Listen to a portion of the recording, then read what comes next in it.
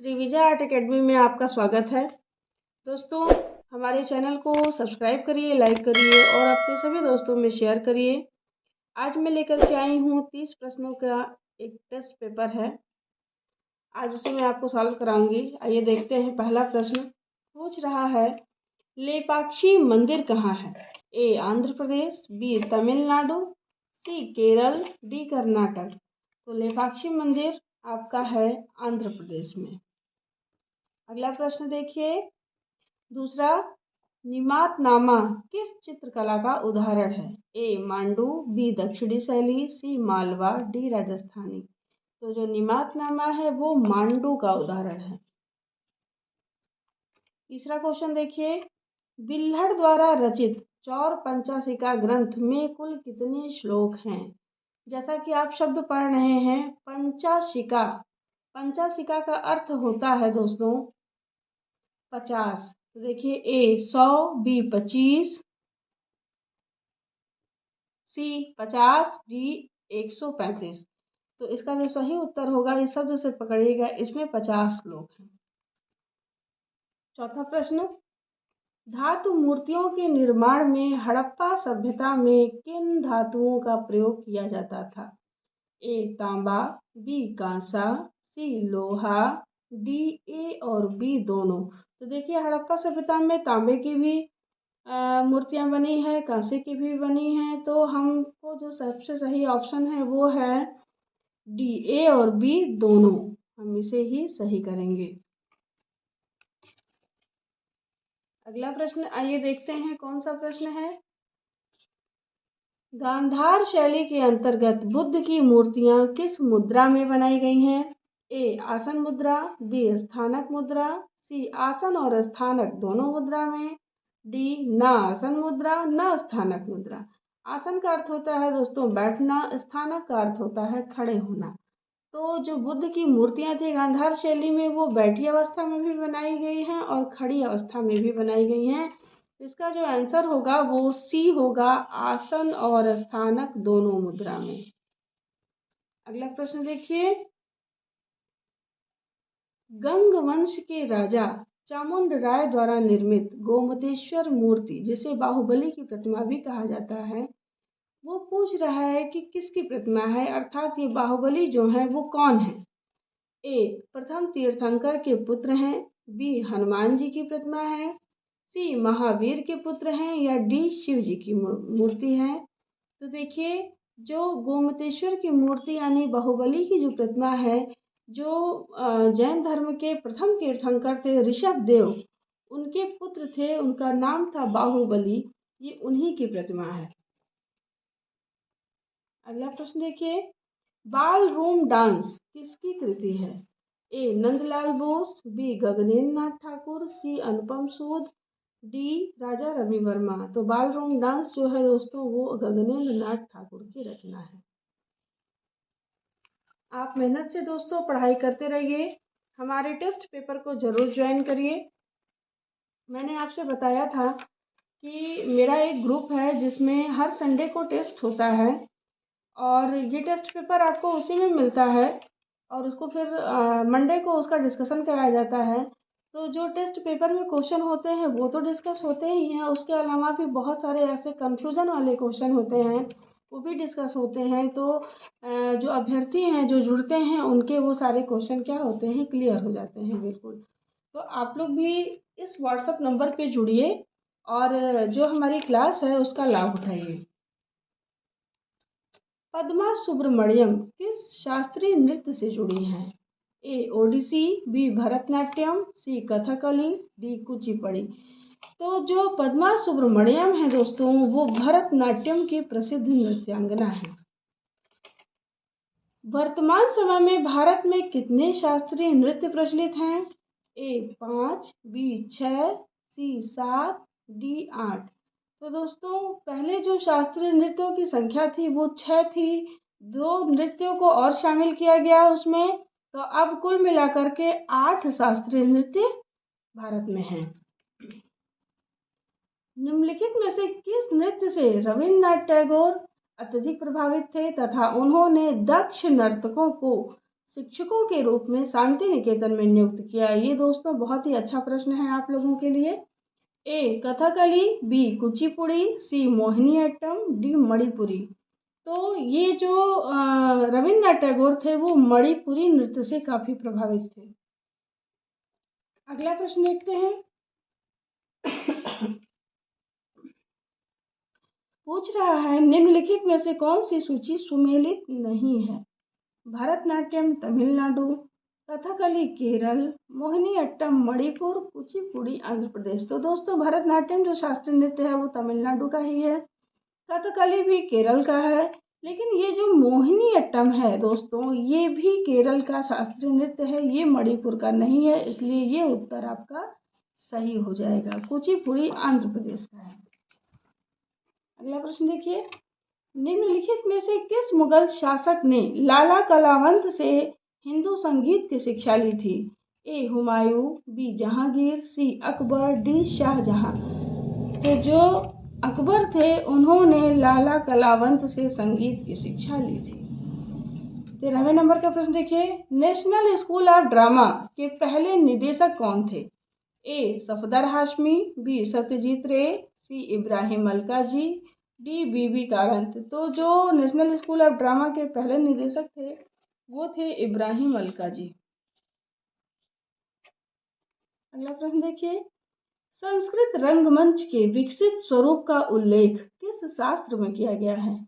ए Kamasutra, B Natyashastra, सी विष्णु पुराण, D Manasollasa. चूंकि रंगमंच की बात कर रहा है दोस्तों तो आप ये लगाएंगे बी नाट्यशास्त्र। हमारे साथ इसी तरह क्लास में जुड़े रहिए, हमारी वीडियो को लगातार देखते रहिए, आपको लाभ ही होगा। ये सारे क्वेश्चन ऐसे हैं जो परीक्षा के लिए उपयोगी हैं। अगला प्रश्न देखिए, आगरा बाजार और चरण दास चोर किस नाटककार की रचना है? ए गिरीश कर्नाड, बी इब्राहिम अलकाजी, सी हबीब तनवीर और डी सुरेंद्र वर्मा। तो आगरा बाजार और चरण दास चोर ये नाटक है दोस्तों हबीब तनवीर का। अगला प्रश्न देखिए, नेचुरल हिस्ट्री किसकी पुस्तक है? ए मेगास्थनीज, बी प्लिनी, सी टालेमी, डी नेदुनचेलियन। तो ये जो पुस्तक है दोस्तों ये प्लिनी की रचना है। अगला प्रश्न देखिए, एलोरा का कैलाश मंदिर किस शैली का मंदिर है? ए नागर शैली, बी बीसर शैली, सी द्रविड़ शैली और डी कलिंग शैली। तो एलोरा का जो कैलाश मंदिर बना हुआ है दोस्तों वो बना हुआ है आपका द्रविड़ शैली में।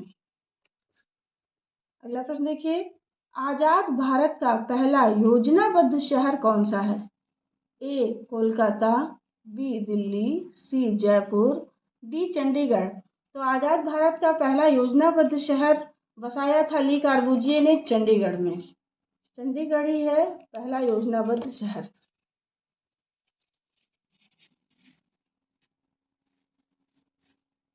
इस टेस्ट पेपर में दोस्तों आपको बहुत ही अच्छे अच्छे प्रश्न मिलेंगे। अगला प्रश्न देखिए, चार्ल्स कोरिया कहाँ के वास्तुकार थे? यानी ये कहाँ के रहने वाले थे? भारत के, अमेरिका के, ब्रिटेन के या फ्रांस के? तो चार्ल्स कोरिया दोस्तों भारत के वास्तुकार हैं, इनका जन्म सिकंदराबाद में हुआ था। अगला प्रश्न देखिए, कोलकाता के विक्टोरिया मेमोरियल को बनाने का श्रेय किसे जाता है? A Charles Correa, B Le Corbusier, C William Emerson, D Christopher Charles Benninger. तो जो कोलकाता के विक्टोरिया मेमोरियल को वास्तुकार थे विलियम इमर्सन, इन्होंने उसे बनाया था। अगला प्रश्न ये देखते हैं, फतेहपुर सीकरी की डिज़ाइन किसने तैयार की? ए बहाउद्दीन, बी फिरोज शाह तुगलक, सी दौसा, डी मिर्जा घियाथ। तो फतेहपुर सीकरी की जो डिज़ाइन थी वो बहाउद्दीन ने तैयार की थी। अगला प्रश्न देखिए, लोधी काल की सबसे उत्कृष्ट इमारत कौन सी है? ए कला मस्जिद, बी खिड़की मस्जिद, सी संचार मस्जिद और डी मोठ की मस्जिद। तो लोधी काल की सबसे उत्कृष्ट जो इमारत है वो है मोठ की मस्जिद। दोस्तों आप लगातार प्रयास करते रहिए, पढ़ते रहिए, एक एक टॉपिक को क्लियर करते रहिए। आप टॉपिक पढ़िए, फिर उससे संबंधित प्रश्नों को हल करिए। आइए देखते हैं, प्रसिद्ध विरूपाक्ष मंदिर कहाँ अवस्थित है? ए भद्राचलम, बी चिदम्बरम, सी हम्पी, डी श्रीकालहस्ती। तो विरूपाक्ष मंदिर जो दोस्तों वो हम्पी में है। मधुबनी शैली को प्रकाश में लाने का श्रेय किसे है? ए लीला देवी, बी गोदावरी देवी, सी Sita Devi, D WG Archer. दोस्तों आप हमारी वीडियो को जब मेरे प्लेलिस्ट में जाएंगे और लोक कला से संबंधित जो हमारी वीडियो पड़ी हुई हैं उसमें जब आप मधुबनी शैली को पढ़ेंगे तो उसमें मैंने बताया है कि मधुबनी शैली को प्रकाश में कौन लाया था, तो वो थे WG आर्चर। आप हमारी एक एक वीडियो को यूट्यूब पर जो पड़ी हुई हैं उसे अवश्य देखिए और कमेंट करते रहिए। हमारे चैनल को दोस्तों सब्सक्राइब करिए, अभी हमारे हर वीडियो का लाभ उठाइए। सुनील दास किस शैली के चित्रकार थे? ए यथार्थवादी शैली, बी प्रभाववादी शैली, सी अभिव्यंजनावादी शैली, डी नवतंत्रवादी शैली। सुनील दास दोस्तों अभिव्यंजनावादी शैली के चित्रकार थे और ये अपने बैलों के लिए जाने जाते हैं। भारत में भित्ति चित्र की अंतिम श्रृंखला किस मंदिर में देखने को मिलती है? ए मीनाक्षी मंदिर, बी लेपाक्षी मंदिर, सी तंजौर मंदिर, डी तिरुपति मंदिर। तो भारत में जो भित्ति चित्र की अंतिम श्रृंखला दोस्तों देखने को मिलती है वो है हमारा लेपाक्षी मंदिर जो आंध्र प्रदेश में स्थित है। लेपाक्षी मंदिर से संबंधित टेस्ट पेपर में पहला ही प्रश्न था। अगला प्रश्न देखिए, आइवरी आभूषण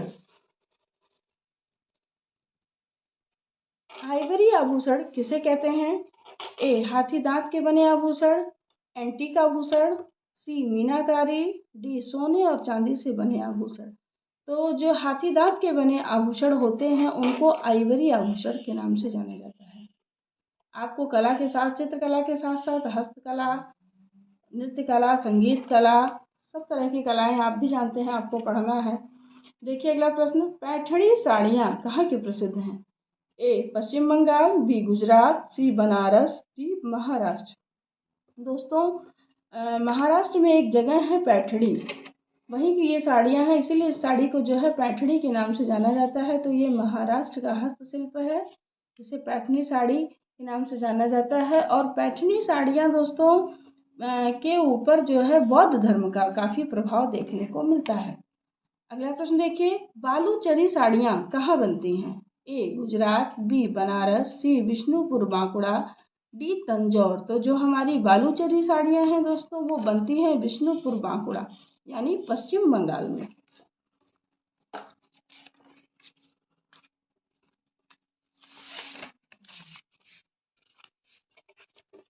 दोस्तों